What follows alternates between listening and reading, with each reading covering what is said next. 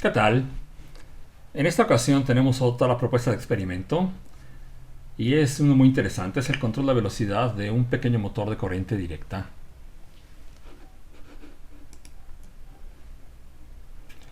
Para controlar el motor de corriente directa vamos a requerir un transistor.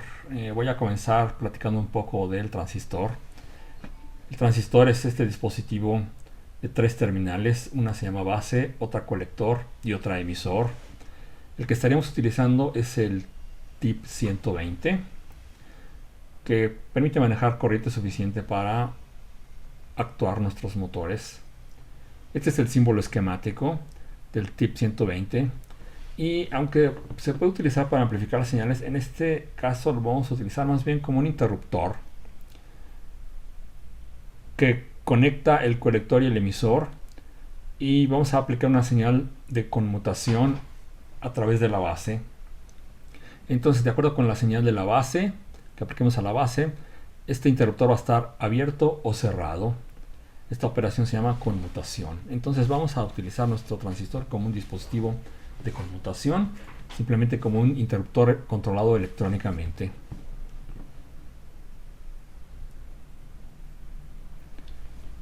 ¿Por qué lo necesitamos? Bueno, nuestro motor puede requerir algunos cientos de miliamperes,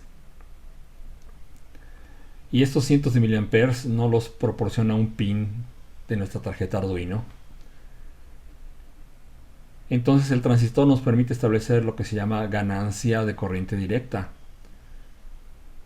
Como este transistor TIP 121 tiene una ganancia de corriente directa de alrededor de 1000, entonces bueno, solo necesitamos que la tarjeta Arduino proporcione 2 miliamperes para poder controlar una corriente de hasta 2 amperes.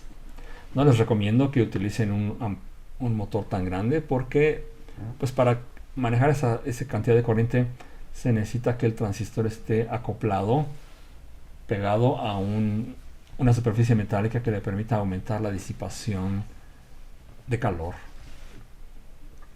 Pero bueno, esto es un ejemplo de que el transistor nos permite manejar una corriente mayor sin dañar la corriente que proporciona los pines del Arduino.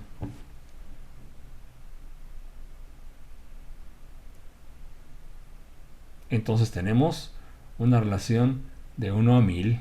Sí. Y bueno, el dispositivo que propongo, el TIP 120, puede manejar corrientes máximas de 5 amperes. Y este es un circuito equivalente interno. En realidad son dos transistores conectados en cascada, por eso tiene un factor de amplificación de corriente en directa bastante grande para lo que es normalmente este valor en los transistores. Aquí aparece en algunos modelos un diodo de protección. Entonces, ¿cómo utilizamos nuestro transistor para controlar el motor? Bueno, lo conectamos en esta forma.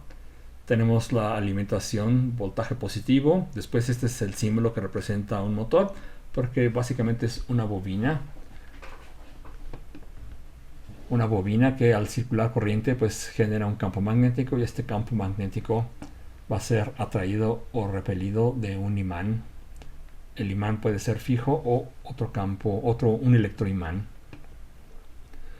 Y finalmente tenemos aquí abajo el transistor, que lo utilizamos, decíamos, como un interruptor, como para conectar y apagar nuestro motor.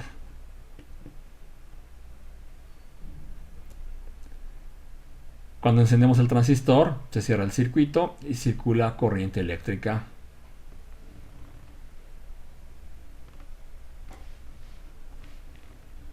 Cuando desconectamos el transistor, lo apagamos, entonces se abre el circuito y la corriente eléctrica se interrumpe. Pero aquí hay un detalle: la corriente eléctrica se interrumpe de forma abrupta. Y bueno, los inductores se oponen a los cambios abruptos de corriente. El voltaje, en un inductor, sigue esta ley. es proporcional a la derivada o al cambio de la corriente con respecto al tiempo. Entonces, si teníamos aquí una corriente de operación de nuestro motor, digamos una corriente máxima, y lo apagamos, pues esta corriente inmediatamente cae a cero o abruptamente cae a cero. Por lo tanto, la derivada de esta caída es algo que tiende a infinito. En este caso a menos infinito. De forma práctica, entonces el voltaje cuando desconectamos el motor, el voltaje en los extremos de esta bobina que representa el motor, el voltaje se vuelve muy alto. Decíamos muy alto, idealmente infinito, y además de polaridad negativa. Entonces, esta polaridad negativa aquí, decíamos que su derivada es muy alta, y lo que hace es que se puede destruir el transistor. Y bueno, como no queremos que esto pase, pues hay una forma de evitarlo, y esto es a través de un diodo de protección. Este diodo de protección nos va a permitir que este exceso de voltaje que se produce cuando desconectamos el motor, en lugar de dirigirse hacia el transistor, se dirija hacia la fuente. ¿Por qué? Bueno, el transistor, recuerden que es un semiconductor, y bueno, tiene un voltaje máximo que puede soportar. Normalmente puede no soportar los cientos de volts que de manera práctica produce el motor en el momento que se desconecta abruptamente. Y bueno, esta es nada más la explicación de por qué se requiere poner un diodo de protección de esta forma para evitar el daño al transistor. Para controlar el transistor y por lo tanto el motor utilizamos una señal de PWM, algo que hemos explicado en otro video. Los pines que nos proporcionan una señal de PWM son los que tienen una tilde asociada, y serían estos canales. El circuito que proponemos, si lo quieren usar de prueba antes de conectar un motor, pueden armar este diagrama y en lugar de motor poner un LED. Y utilizando el código LED potenciómetro, pueden utilizar el potenciómetro para controlar la intensidad de un LED. Esta es una versión un poco modificada al que vimos anteriormente. Estamos utilizando aquí el transistor. Noten cómo se conecta el diodo. El diodo tiene una banda que nos indica cuál es el cátodo.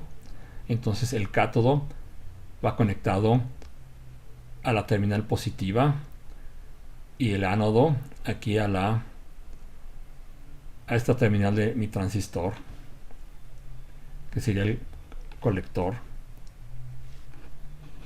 Este es el colector, este es el emisor, esta es la base. Entonces este es el cátodo, va conectado a la terminal positiva, y el ánodo aquí al colector del transistor.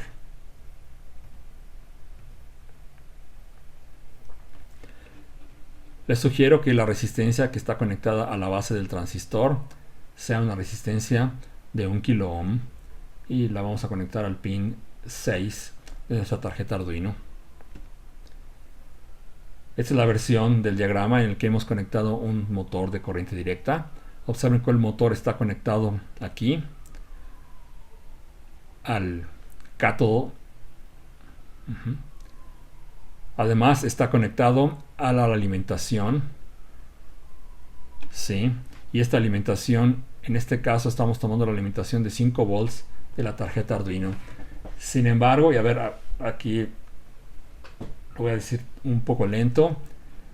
Esto desde luego solo sirve para actuar motores de 5 volts, tal vez de 6 volts. Si quisieran trabajar con un motor de mayor voltaje, es posible. Lo que hay que hacer es desconectar esta línea y conectarla a su fuente, a una fuente adicional que podría ser una fuente de 12 volts. El resto del diagrama permanecería sin cambios. Nada más recuerden que esta otra fuente de 12 volts, pues su conexión de tierra tiene que ser la misma tierra de toda la electrónica.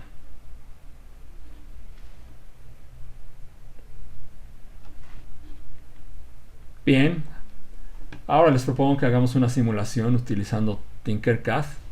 Tenemos un bonito motor y lo conectamos. Aquí se observa la conexión de nuestro diodo, el positivo del motor conectado a los 5 volts de nuestra tarjeta Arduino, y la otra terminal, el negativo del motor, pues conectado aquí al ánodo y al colector.